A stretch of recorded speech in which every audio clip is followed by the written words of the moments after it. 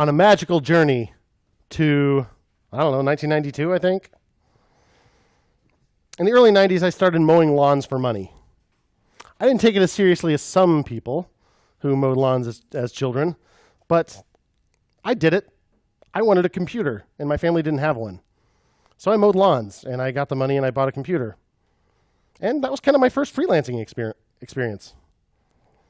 So I used that money to buy a computer, and a couple years later, I got my first modem. Yeah. So now my computer can talk to other computers right over the phone lines. Now, I was most interested in using it to play Doom with my friends, one-on-one by dialing each other directly, and hoping that my sister didn't pick up the phone. Downloading like this enormous 10 meg file for like an hour. She picks up the phone, I got to start all over. One web page is 10 meg sometimes now. But in addition to playing Doom, I also tried CompuServe and Prodigy and America Online. No one called it AOL back then. So I got my first email address and all that, but in those days, those services didn't actually come with internet access. You couldn't get to the web or FTP or anything else. You only had access to their little walled garden. Now, interestingly, you could often get the free trial over and over and over. Call AOL at the end of your free trial and say you want to cancel. They'll almost certainly give you another month. Plus, you got a new AOL floppy with a free trial in the mail practically every day. And then eventually they were CDs. Had so many AOL CDs. You could use them for art projects. And if you didn't care too much about your safety or the health of your microwave, don't do this, but you could totally put the CDs in a microwave for a couple seconds, and it made this really interesting pattern, and sparks flew everywhere. Don't do that. But you could. What's that? Oh yeah, it smells really bad. So after about 1 million free trials of AOL, I finally got real internet access in 1996, and I started paying for a second phone line in the house too, so there were no more conflicts over tying up the phone line. And after I'd had internet access for a whole couple of months, I started my first web design company with 2 classmates. Sounded better than Wendy's. We were called Web Exposure because the name was available. And somehow we actually got a client. Got ourselves a business license and a pirated copy of Photoshop. Don't pirate software, kids. I've since learned I did my time in the clink. I didn't, but we did this one project, and then, that was the end of Web Exposure, because as it turned out, of the 3 of us, I was the only one actually interested in learning how to build websites. They were interested in saying that they did, and yeah. So that didn't work out. And guess what I did? I went to Wendy's. But I soon convinced my parents to let me quit the fast food game and do solo web design. So the problem wasn't that I sucked at it. It was those other 2 guys. So now I was Star Image Web Design because the name was available. And I had a cool logo with a swoosh around it, like every single other company on the planet in 1997, including companies that had been around for decades. Oh, we got to redo the logo, put a swoosh around it so the kids know that we're hip. How old were you back then in 1997? I turned 18 that year. 18. I was 17 when this happened. This was earlier in the year, but yeah.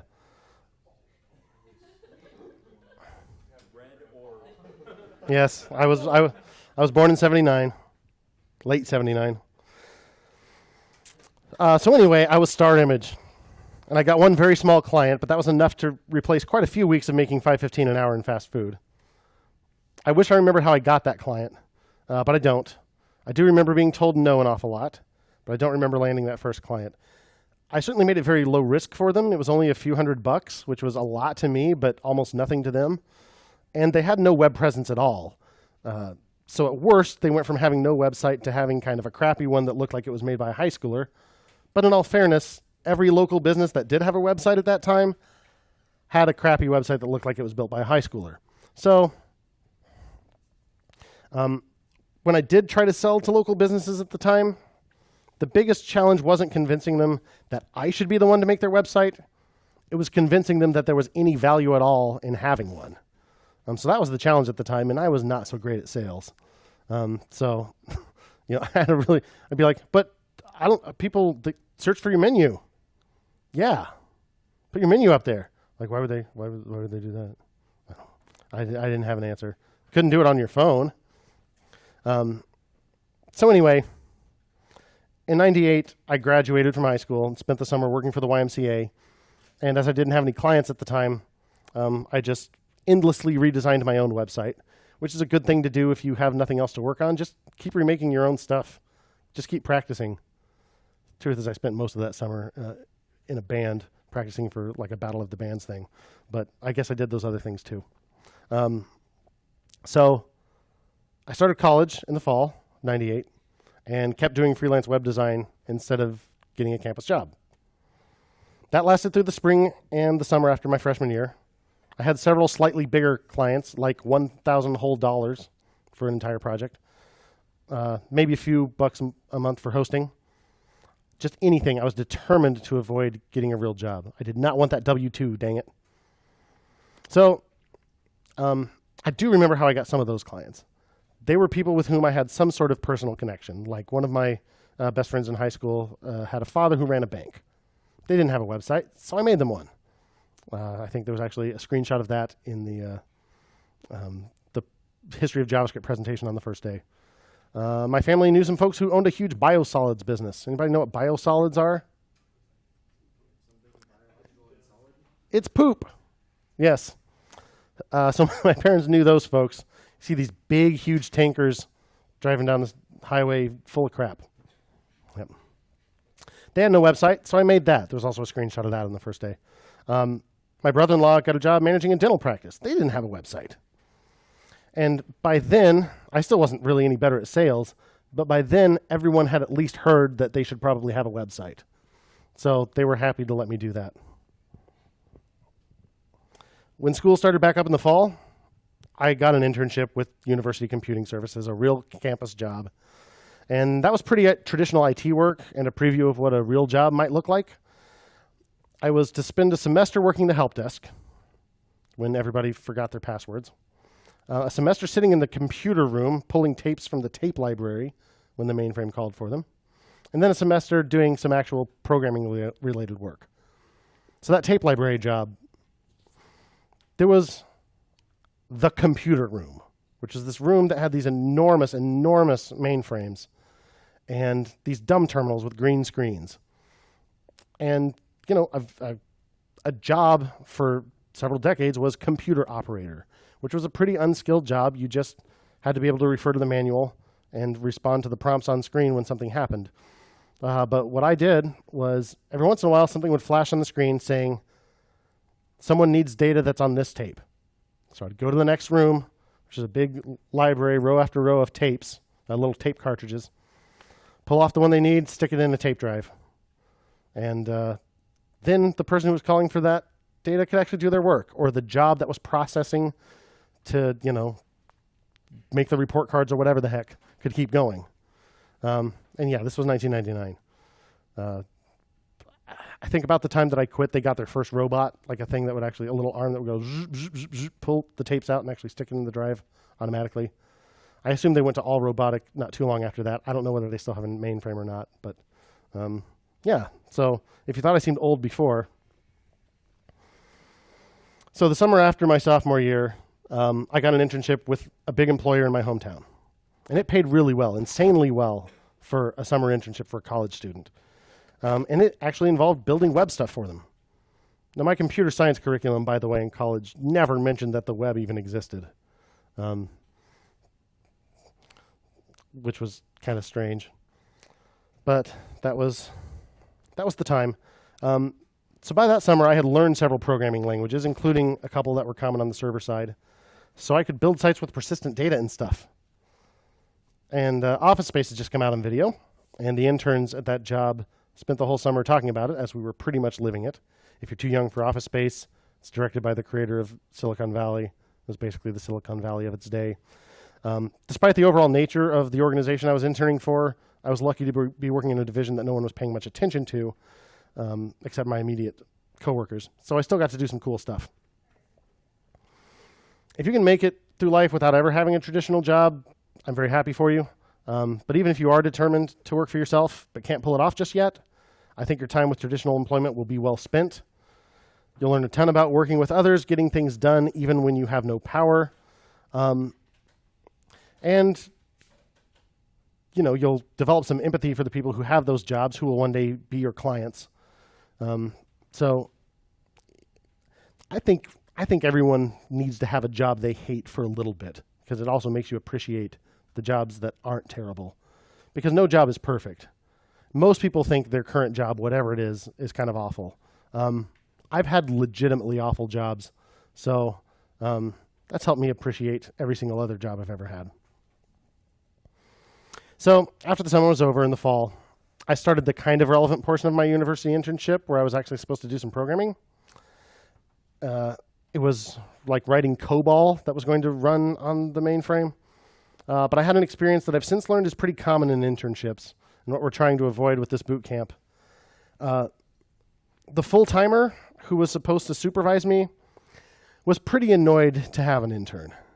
He was kind of resentful of the fact that I breathed the air, because I wasn't helping him. I didn't know anything.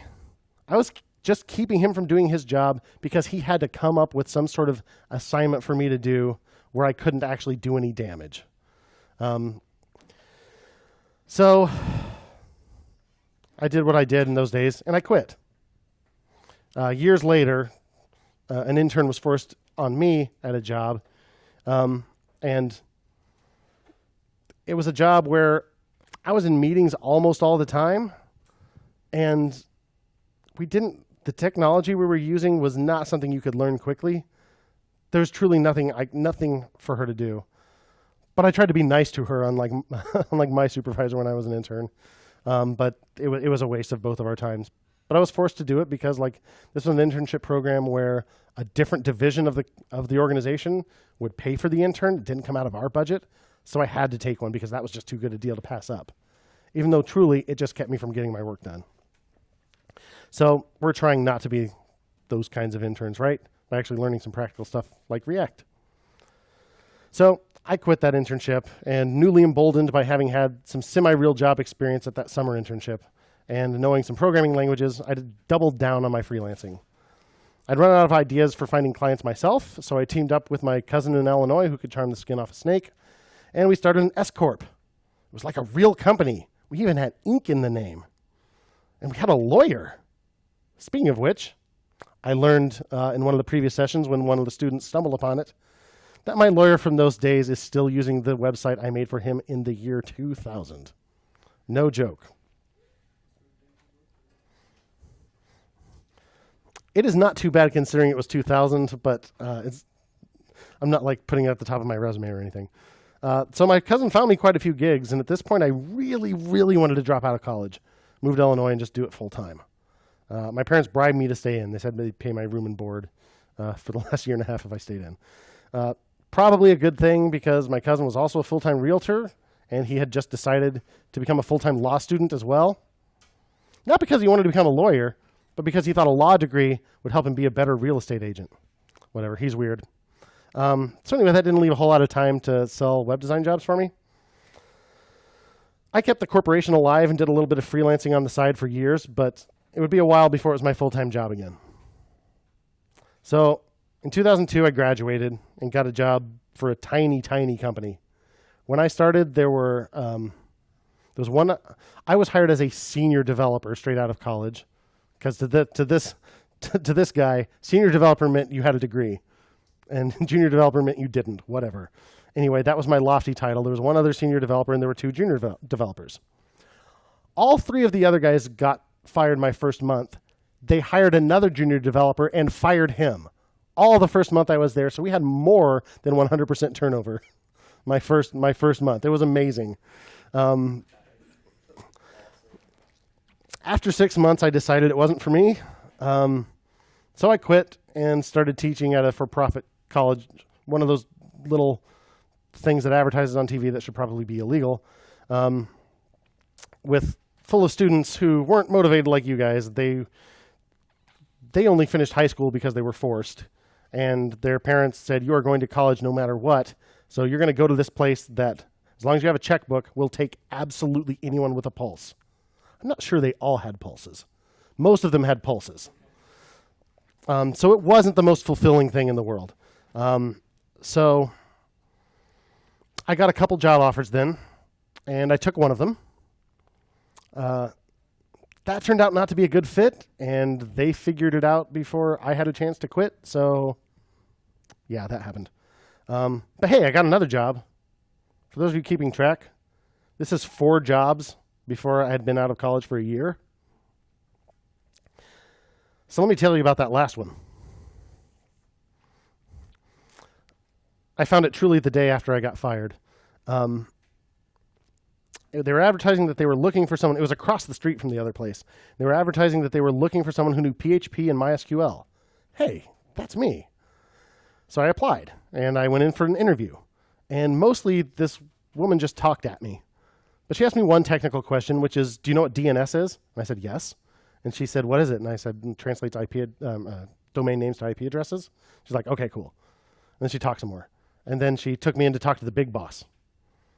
Big boss, I mean literally, this dude was enormous. His hands, he could easily palm my head. In meetings, he had to have 2 office chairs, one to sit on and one that he pulled up to lean half of his body on. Really nice guy, though. So he didn't ask me a single question. He just talked.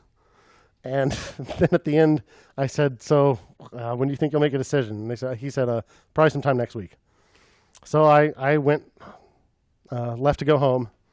I was not home yet. I live 15 minutes away, and I was not home yet when they called and offered me the job. So I was pretty excited. I actually started that job before I stopped getting paid at the other one. So I show up for my first day. Oh, and in the meantime, I went out and bought a book on DNS. I was like, oh my gosh, I better know the ins and outs of how DNS works. Yeah, that had nothing to do with it. This was my job. So this company was a big data center and corporate ISP. So they rented T1 circuits to companies and stuff, and had a big 40,000 square foot data center. It was actually the original data center for Monster.com was there. Since moved to Boston, but so their typical client was like $30,000 a month. Well, their VP of sales decided, I think we should get into the $10 a month web hosting game. Okay. But they didn't want to put their name on it. So enter Puma Web Hosting. So then no one would know it's them. So here was their marketing strategy for Puma Web Hosting. They'd find a gullible young sap who knew PHP and MySQL, stick him in a cubicle, run 2 network cables into his cubicle. One of them would go through a little firewall sitting on the desk. The other one would be raw internet that just went straight into the backbone because they were a backbone provider. Holy crap, was it fast. It was amazing. And these 2 things would be on completely different Class C networks. So IP addresses, you have 4 numbers. First number, dot, second number, that thing is the Class C. Dot something, dot something. So they were on very different networks. They looked like they were coming from different regions. So here's the idea. This young sap would go on to various message boards where PHP and MySQL developers hung out. Establish a reputation. Become part of the community. Get to know people. Be helpful. And then one day, someone from this other IP address would get on there and be like, hey, man, you know where I can find myself sweet web hosting for PHP and MySQL? Be like, yeah, dog, you got to check out Puma Web Hosting. You can trust me. I have a reputation. I'm not just a shill who's been doing this for weeks just so I could, just waiting for this moment. Here's a coupon code. So that's what they hired me to do.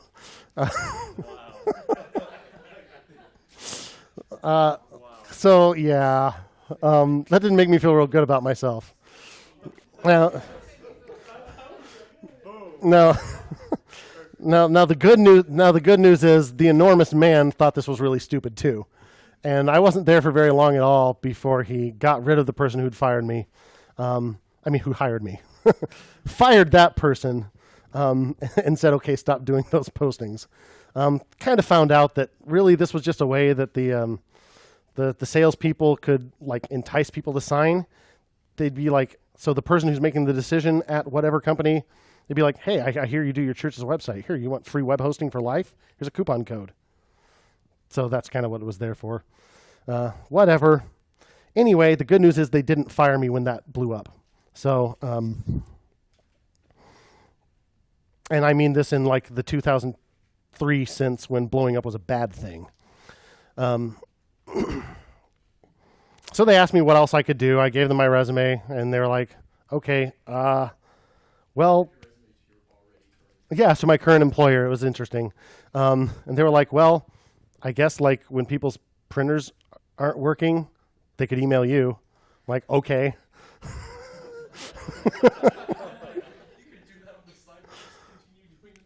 Well, yeah, basically. But so I did that for a little while, and I made myself a little trouble ticket system just to keep track of that stuff myself.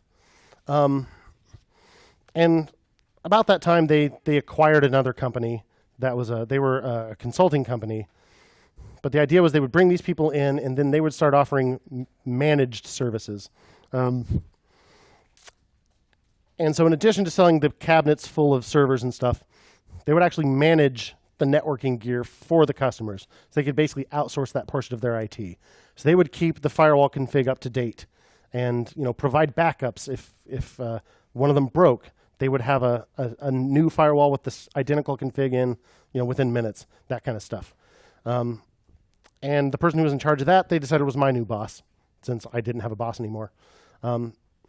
So one day he was just walking past my cubicle and saw the little ticket system I'd made for myself. And he said, "You made that?" And I was like, "Yeah." He said, "Well, we could use something like that for the knock." So this place had a 24/7, I mean Christmas Day and everything,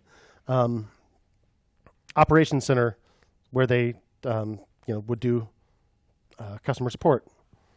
So, that was staffed with like tier 1 network engineers and stuff. And they kept track of customer issues in a text file. Totally unstructured. So yeah, they could use it. they could use the thing that I literally wrote in an afternoon in PHP. So I just changed it a little bit and like made it available to them. And they were so excited. It was awesome. There were no other programmers at that place. There was just me. But they got, oh my gosh, the guy who was over that area of the company, he was so excited, started asking for so many new features. And I just kept churning them out. And pretty soon they were like, okay, so we have all these cabinets full of rack-mounted networking gear. Could you make a little thing to keep track of like which piece of gear is in which rack of which cabinet? Like, yeah. And like maybe, like store the passwords in an encrypted manner so it's really easy for us to like log in when we need to do a thing for a customer when we're on call. I'm like, yeah, sure. So I just kept making these things. And again, here was my development experience. Freelance web designer. Freelance web designer again. COBOL programmer who wasn't allowed to do anything. Freelance web designer. Programmer at a place where all the other programmers had been fired. Bulletin board astroturfer. Fake grassroots. I was the only developer in this place. So I wasn't working with anyone else. I wasn't looking at anyone else's code. I had no better examples to go from. I didn't have anyone to sort of share my enthusiasm for personal growth or a senior developer whose code was way better than mine that I could kind of learn from. GitHub wasn't around. SourceForge was, but it was kind of crap. So the point is, I had to be entirely self-motivated to get any better at this stuff. And like books and online tutorials were my only recourse. And frankly, they weren't as good back then. And I was doing all this in PHP. And honestly, most PHP in the world, because it's so easy, is absolute garbage. That doesn't mean you can't do good stuff with it. But almost no one does. So I was very much a cowboy coder. Everything was stuck together with duct tape. Now, the stuff worked, and amazingly, it actually worked pretty well. It was pretty robust. It was really hard to trigger any kind of exception. I had good error messages that told people what to do and like highlighted the field where something was wrong. But the code was just a mess. It was so hard to maintain. And like a couple years in, I had to just rewrite the whole thing from scratch because like to do one more feature, it was just going to be impossible to unravel all this stuff. And a couple more years after that, a bunch of people left. I got a new boss, the big boss, the giant man, who was the president of the company. And I started reporting directly to him for lack of anyone else. Oh, by the way, yeah. I ended up staying there for 7 years after my four jobs in my first year out of college. And after this sounded so shady at first. So about 4 years in, I said, okay, we got to do a rewrite from scratch. I've got to get a second developer. And they said yes. Maybe it was because a bunch of people had just quit and they were hurting. I don't know. But they let me hire another developer. And I said, oh, and we're going to need to rewrite it in Ruby. Okay, whatever. Sweet. So at this point, Ruby on Rails was absolutely brand new. I kid you not, I went to my boss the day that it hit 1.0 because I had just been waiting. The second it hit 1.0, I could make an argument that it was stable. And by golly, I was going to start working in it the day we did that. So we had some deal with, let's see, not Monster, Job, one of the others. One of those sites, Job Builder, I think. Like I had to post the job there. And we got 3 applicants. One of them, a friend had also mentioned to me. His name was Miles. And he ended up being the runaway choice to be the other person working on these things with me. So I hired Miles, and like instantly, well, first of all, he came in for his interview, and I don't know, the way he walked, and he had this stupid Wolverine haircut, and big diamond earrings, and I was like, this guy's not my kind of guy. But he got the job, and he started, and it was like, oh my gosh, you were in band? I was in band. I play guitar. You like blues? I like blues. Your birthday's October 13th. Mine too. Yeah, we had the same birthday. It was weird. You're a PHP developer who hates PHP, and you're really excited about Ruby? Me too. So all of a sudden, I had this other person who was super enthusiastic about all the same aspects of software development that I was, and had all the same hobbies besides that. So we just started feeding off each other, encouraging each other to get better, sending each other our favorite blog posts and stuff, and like learning all this structure. And like, have you heard of test-driven development? Oh, you got to try test-driven development. Let's try test-driven development. Whoa, let's learn it together, and all this stuff. And it was really, really fun again suddenly. And he said, "Oh my gosh, there's actually a Ruby meetup in Indianapolis." And I was like, "I'm afraid of people." But he said we should go. So we went, and it was great. And we met all these cool people. We found there's all these people in Indianapolis who are just as enthusiastic about this stuff as we are. And half of them are named Dave. There was Dave Christiansen. There was Dave Baldwin. There was Dave, I'm forgetting one. Wood. Let's see. Christiansen, Baldwin, Woodworth, I think. And Dave Jones. Remember that name. It was great. And within a couple of months, one of the guys was like, "I don't want to do this anymore. Can somebody else organize this?" And Miles was like, "Me, I love people." So he took the meetup over, and he's still doing it 10 years later. And it was last night. And he's on vacation, so I did it. But anyway. So pretty soon we were organizing the Ruby meetup, and we started having it at our company, and it was awesome. And we met all these people, and we got so enthusiastic, and we learned so much more about writing structured code on the days when we didn't get distracted and spend all day talking about music. But most days, we were very productive, and it was awesome, and we started getting better. So I highly recommend, for personal growth, hang out with other developers who share your enthusiasm, who are hopefully better than you, so you can learn from someone who actually has some experience, because that was the one thing we kind of didn't get out of this, because we were both at the same experience level. So this went on for a few years, and then I got married to someone who lived in Bloomington, and I thought, well, I may as well at least apply for a job in Bloomington. And I got one. I'll tell you a little more about how I got that later in our program. I got the job, and we decided after I accepted that, I figured we should hire somebody. So we hired Dave Jones. So he came in. He was like, "Oh, cool! I get to work with Miles." So I quit, moved to Bloomington, and 2 months later, maybe 3 months, Miles quit too. So poor Dave was there by himself. But anyway, yeah.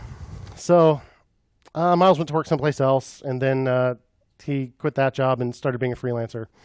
And I spent 3 years in the bad place. Yeah. Oh boy. So I was told this job would be 50% management, 50% programming. It was 95% meetings, 5% management, 0% programming. And pretty quickly, I determined that I wasn't going to be any good at anything else if I kept doing this. I wasn't even getting better at management because I didn't have any time to do management, despite having like 4 people reporting to me. So, I mean, and I was working all the time. I didn't have any time for side projects. I became a pretty miserable human being, and I suspect a pretty miserable human being to live with for my new wife. And so one of the things that was really enticing about this job was the benefits were insane. The medical was crazy good. Like the employees at this place were complaining because it went up to $5 a month for the employee share of the premium. It's like, no one had ever worked anyplace else in their lives. They had no idea how good they had it.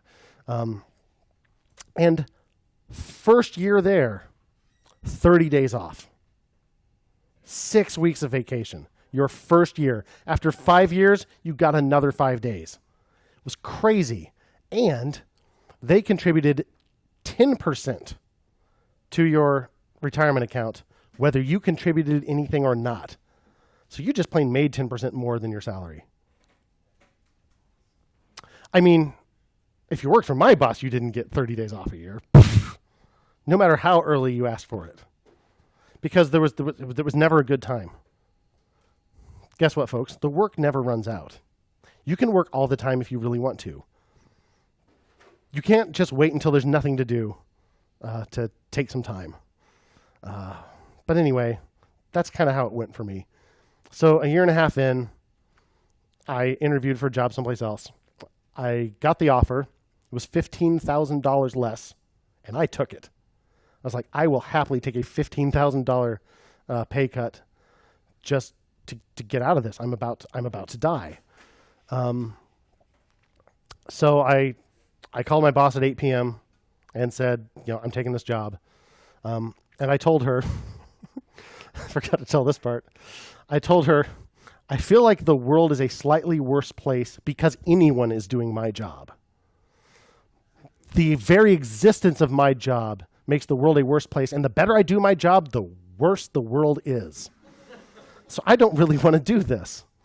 And she said, well, is there anything we could do to keep you? And I said, well, I guess if you gave me like another $10,000, so it would be a $25,000 difference, and you started letting me take my vacation. And there was another thing, like another impossible thing. And I said, if you can do this by noon tomorrow, and this was a huge bureaucratic organization with 40,000 employees, nothing happens that fast. Then okay, I'll stay. Well, first thing the next morning, she calls the CIO of this 40,000 employee organization. He's at the board meeting, sitting next to the CFO. They got it approved. So sometimes getting another job offer is a really good way to find out what you're worth to your current employer. They might be like, yep, okay, cool, see ya, it's been real. Or in this case, she thought it was the end of the world if I left, which was kind of a good feeling to be wanted, because then I could also go back and be like, nope, I'm not doing that. And, so anyway, I went back. She did let me take my vacation from then on. Another year and a half elapsed. This was 3 years total. And yeah, it just could not go on.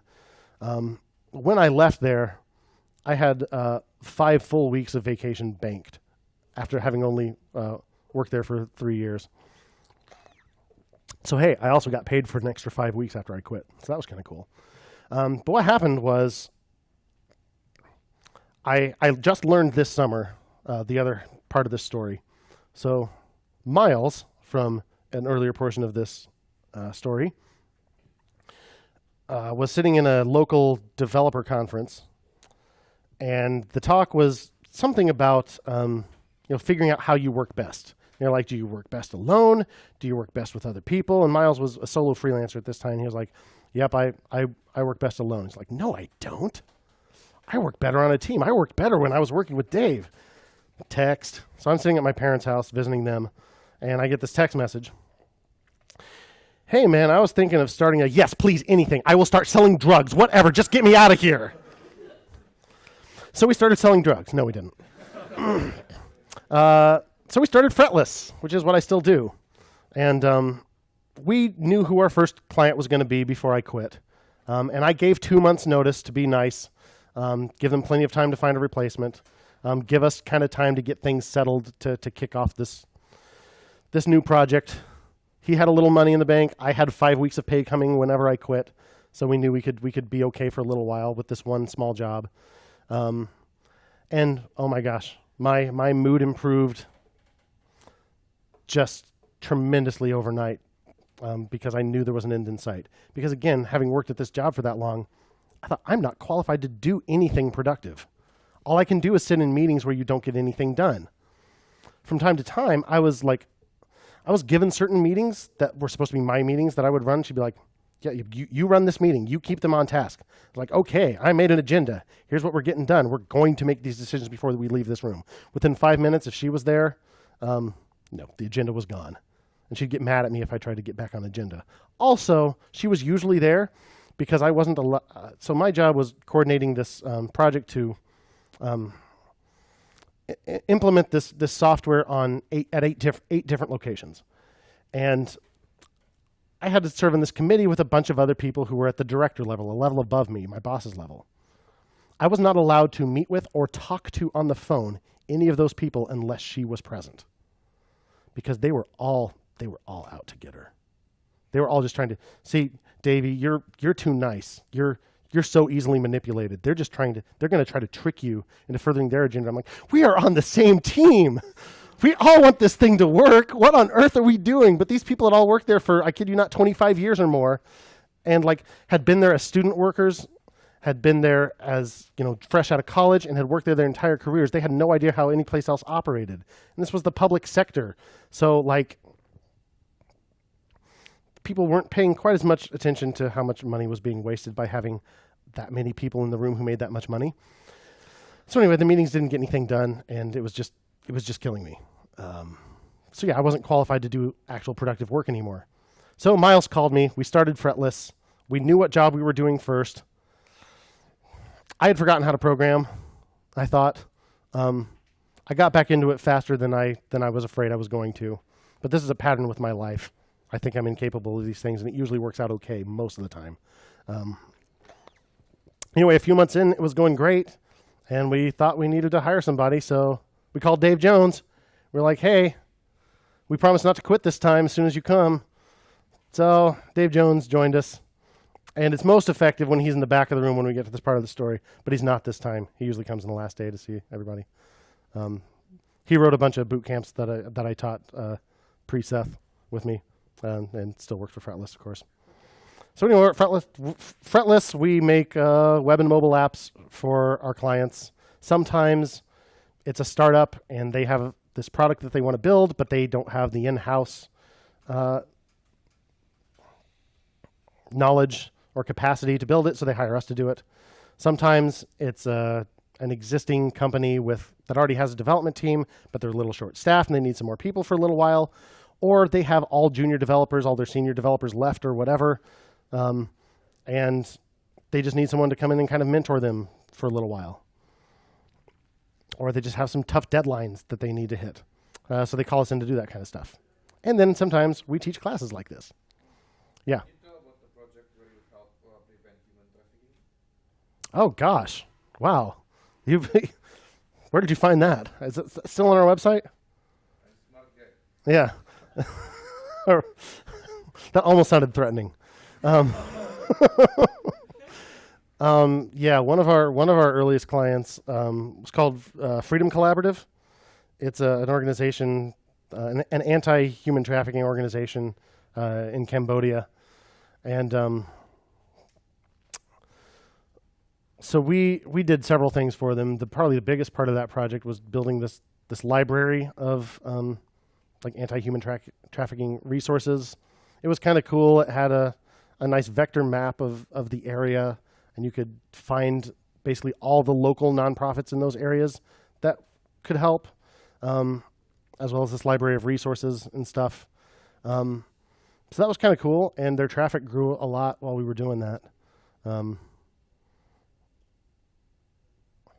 I don't remember it in a whole lot more detail than that, but yeah, that was one that we really liked doing. That is my impression.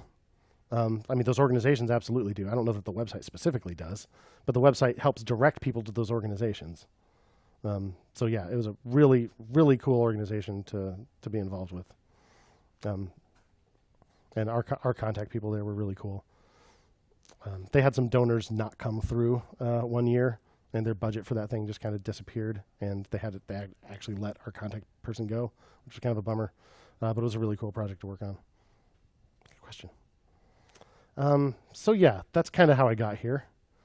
It doesn't happen overnight.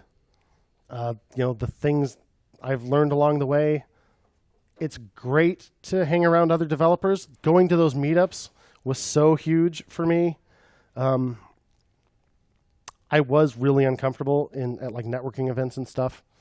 But having an extrovert with me at those things really helped. So I could just kind of stand near him, and then I would naturally work myself way into conversations and stuff. And over time I got better at talking to strangers. Especially if they had candy. and a van, and anyway.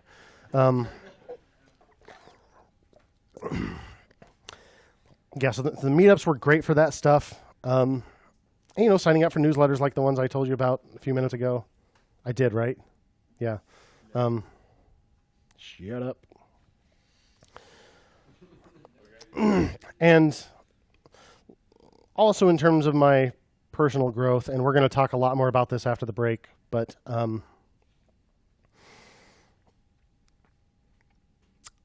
I started identifying aspects of my personality that I really, really didn't like. And guess what? Other people didn't like them either. But it can be hard to look inward and figure these things out. Luckily, I figured some of it out pretty early. My first year out of college, we lived in Fort Wayne, and we were hanging out with a group of friends up there. And they were talking about this guy who wasn't there that day, who was usually part of this group. And everybody hated him. I hated him too. He was truly one of the most unpleasant people I've ever known in my entire life. And maybe the single most misogynistic. But as they were talking about him, they were describing various personality traits he had. And like, oh, he's always doing this and he's always doing that. And as I'm listening to this, I'm like, oh my gosh, I do those things too. I am a just not quite as bad version of this guy. I am one of the worst people I know. Yeah, but I started trying to work on it. I interrupted people all the time. I still do sometimes. I try really hard not to do that thing. But be honest with yourself about what you're like, and try to get better. Again, we're going to talk a lot more about this and kind of like specific areas that you can work on improving and how you can improve those things. But it's really important to keep growing, and it's not all about technical skills. Be a decent human, and that also makes you a better programmer, strangely enough. So anyway, we'll go ahead and take our 10-minute break, and then we'll just keep yapping.